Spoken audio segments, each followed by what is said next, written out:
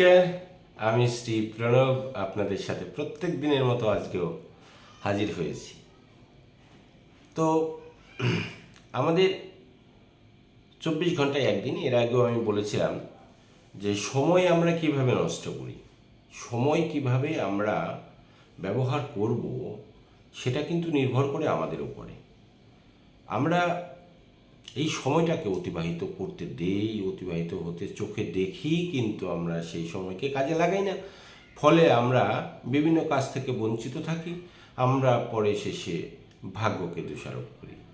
আসলে আমরা যদি 24 ঘন্টায় একদিন ধরি, তাহলে আমরা যদি 8 ঘন্টা ঘুমাই, 8 ঘন্টা কাজ করি, একটা মানুষের 8 ঘন্টা কাজ যথেষ্ট বেঁচে থাকবার জন্য, আর 8 ঘন্টা ঘুম যথেষ্ট সুস্থ থাকবার জন্য।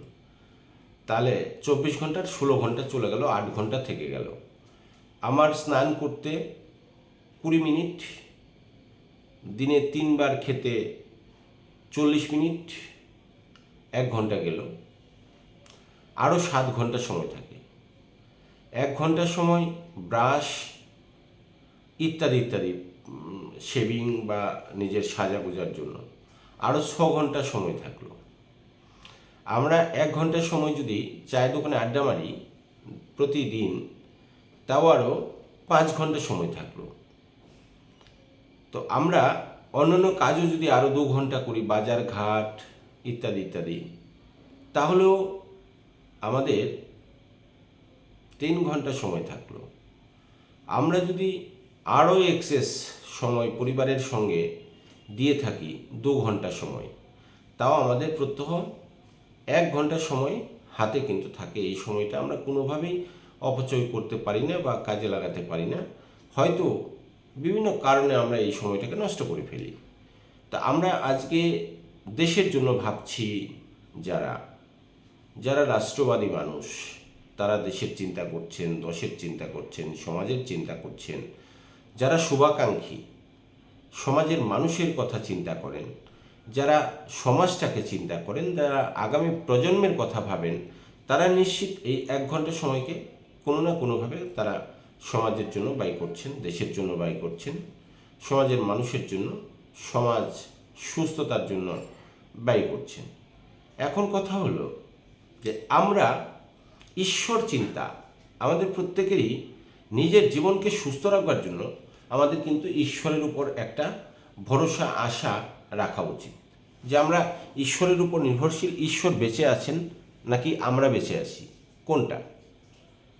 ঈশ্বর আমাদের উপরে না আমরা ঈশ্বরের উপরে? নিজেকে আমরা ঈশ্বরের উপরে মনে করি। আমরা ভাবি যে আমরা ঈশ্বর, আমরা যা করব সেটাই হবে।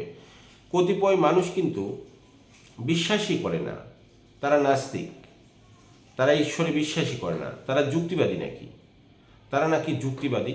তারা যেটা দর্শন করবেন সেটাই বিশ্বাস করবেন, যেটা দর্শন করবেন না সেটা বিশ্বাস করবেন না।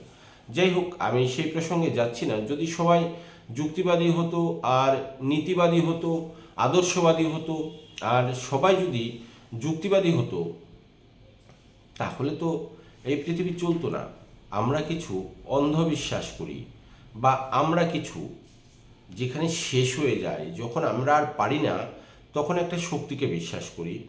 আমাদের যে হিন্দু রীতিনীতি, আমাদের যে সনাতন রীতিনীতি, আমাদের সনাতন রীতিনীতি শেখায় সংস্কার সংস্কৃতি। আমাদের রীতিনীতি শেখায় যে অতীতকে বহন করে চলা এবং ভবিষ্যৎকে আরও বেশি অগ্রগতির দিকে এগিয়ে নিয়ে যাওয়া।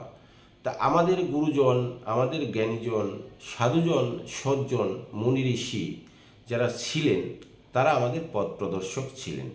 তাদের আমরা যে পরামর্শ, যে সমাজের জন্য কল্যাণকর লেখা বা তাদের বাণী, সেগুলোকে আমরা যদি আজকে মাথায় করে নিয়ে এগিয়ে চলবার চেষ্টা করি, তাহলে আমাদের পথ কিন্তু আরও বেশি সুষ্ঠু এবং সুগম হবে। আমরা সেক্ষেত্রে কি করছি? আমরা নিজের উপর আস্থা রাখতে পারছি না, আমরা আমাদের সমাজের উপর আস্থা রাখতে পারছি না, আমরা আমাদের ধর্মের উপর আস্থাশীল হতে পারছি না। আমি বারবার বলি, নিজের ধর্মের উপর শ্রদ্ধাশীল হও এবং আস্থাশীল হও, আর পরধর্মের প্রতিও তুমি বিনয়ী হও, সমস্যা নেই। প্রত্যেক ধর্ম ভালো, প্রত্যেক ধর্মের নীতি আদর্শ সব ভালো, শুধু ভালো হতে হবে মানুষকে, এবং মনের যে মানবিকতা, মনের যে চেতনা, সেই চেতনাকে আরও বেশি চৈতন্য করতে হবে, বিবেককে আরও বেশি জাগ্রত করতে হবে। আমাদের যারা স্বামীজি ছিলেন, আমাদের পরম পুরুষ যারা ছিলেন, আমাদের এই দেশ রক্ষার্থে যারা কাজ করে গেছেন দিনের পর দিন, তাদেরকে আমরা সর্বদা শ্রদ্ধা নিবেদন করি। কারণ তাদের ঐকান্তিক প্রচেষ্টা এবং নিরলস, মানে এই নিজের কোনো রকম সুখ শান্তি সমৃদ্ধি না দেখে তারা আমাদের জন্য, আগামী প্রজন্মের জন্য, এই যে 100 প্রজন্ম আরও আগামী দিনে আসবে, সমস্ত প্রজন্মের সুখ শান্তির কথা কিন্তু তারা সেই দিন বসে ভেবেছিলেন। আর ভেবেছিলেন বলেই কিন্তু আমরা এই সুন্দর পৃথিবীটা আজও আমরা সুন্দর দেখতে পাচ্ছি। আমরা এক সুন্দর ভারতবর্ষ দেখতে পাচ্ছি। আমরা এই সুন্দর ভারতবর্ষে আজকে সুন্দরভাবে চলতে পারছি। আজকে কথা বলার স্বাধীনতা রয়েছে, সমস্ত কিছু রয়েছে। আমাদের রাষ্ট্রের নীতি আদর্শ সর্বজন বিদিত।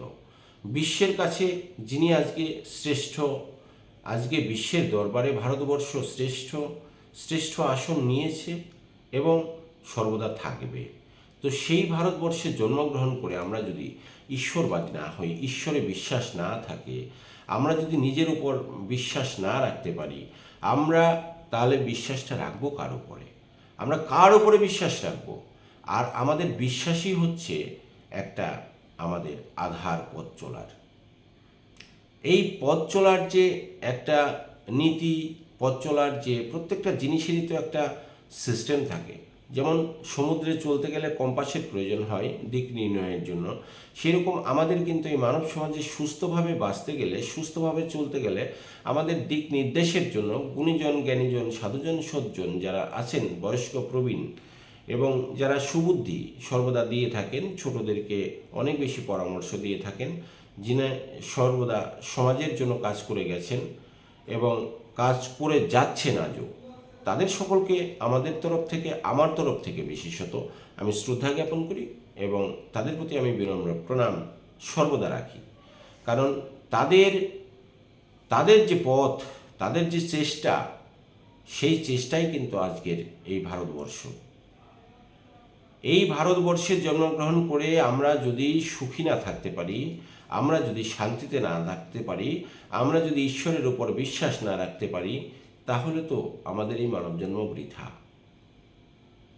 আমাদের মানবজন্ম বৃথা। যেই ভারতে, যে ভারতে সমস্ত জ্ঞানী, গুণীজন, সাধুজন, সজ্জন জন্মগ্রহণ করেছেন, যাদেরকে আজকে সারা বিশ্ব মানে সুন্দর চোখে দেখছেন, তারা আমাদের নীতি আদর্শকে গ্রহণ করবার জন্য অপেক্ষা করে রয়েছেন, অপেক্ষামান থাকবেন সারা জীবন।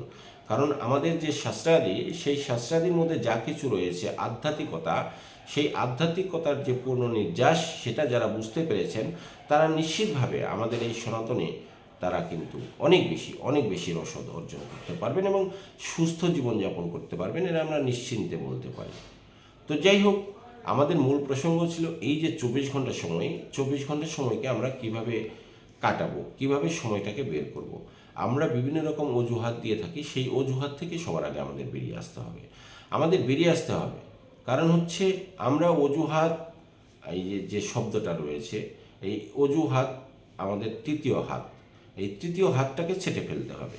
কারণ 24 ঘন্টার মধ্যে আমরা দেখছি যে ম্যাক্সিমাম 20 ঘন্টা আমাদের কাজে লাগে, 22 ঘন্টা কাজে লাগে, আর 2 ঘন্টার সময় কিন্তু আমরা অপব্যবহার করি। সেই অপব্যবহারের সময়টুকু আমরা যদি সমাজের হয়ে কাজ করি, সমাজের জন্য কাজ করি, দেশের জন্য কাজ করি, দেশ কিন্তু আরও বেশি শক্তিশালী হবে আর সমাজ হবে অনেক বেশি প্রাণবন্ত। আমাদের ঈশ্বরের জন্য, আমাদের নিজের বেঁচে থাকবার জন্য, আমাদের শরীরের যে প্রাণায়াম, সুস্থতা, কারণ একটা দেশ তখন বেশি শক্তিশালী হবে যখন সেই দেশের মানুষ অনেক বেশি সুস্থ থাকবে। তো আমাদের শক্তিশালী হতে হবে, তবে হবে শক্তিশালী ভারত, আরও বেশি শক্তিশালী ভারত। আমাদের নবপ্রজন্ম, যুব প্রজন্ম যারা রয়েছে, তাদেরকে আরও বেশি শক্তিশালী হতে হবে, সুস্থ থাকতে হবে, তবে হবে আমাদের নতুন ভারত আরও। তো কাজেই সুস্থ থাকতে গেলে আমাদের ঈশ্বরে বিশ্বাস রাখতে হবে, নিজের প্রতি বিশ্বাস রাখতে হবে, বড়দের প্রতি শ্রদ্ধা রাখতে হবে এবং বড়রা যে কথা বলবেন, যে নির্দেশ দেবেন তা অক্ষরে অক্ষরে যারা পালন করেন তারা নিশ্চিতভাবে এই পৃথিবীতে সাফল্যের চাবিকাঠি দেখতে পান। কারণ মানুষকে বিশ্বাস করা, ঈশ্বরকে বিশ্বাস করা আর মানুষের প্রতি আস্থা রাখা, এটা হচ্ছে সাফল্যের চাবিকাঠি। যাই হোক, আজকের জন্য এখানে শেষ করছি। সবাই ভালো থাকবেন। বন্দে মাতরম। ভারত মাতা কি জয়।